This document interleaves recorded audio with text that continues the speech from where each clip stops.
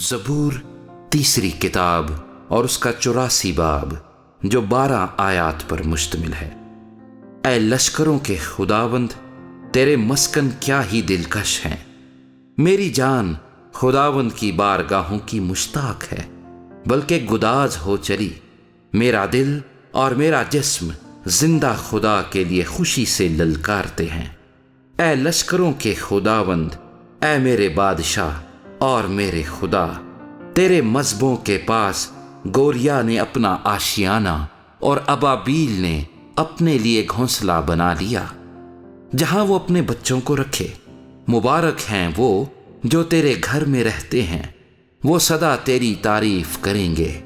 مبارک ہے وہ آدمی جس کی قوت تجھ سے ہے، جس کے دل میں سیون کی شاہراہیں ہیں۔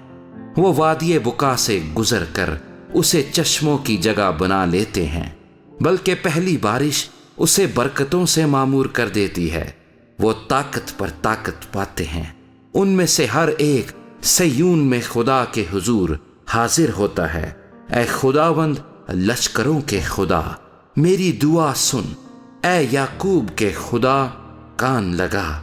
اے خدا، اے ہماری سپر، دیکھ اور اپنے ممسوح کے چہرے پر نظر کر، کیونکہ تیری بارگاہوں میں ایک دن 1000 سے بہتر ہے۔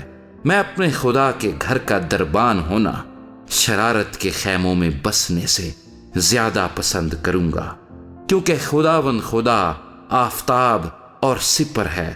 خداوند فضل اور جلال بخشے گا، وہ راست رو سے کوئی نعمت باز نہ رکھے گا۔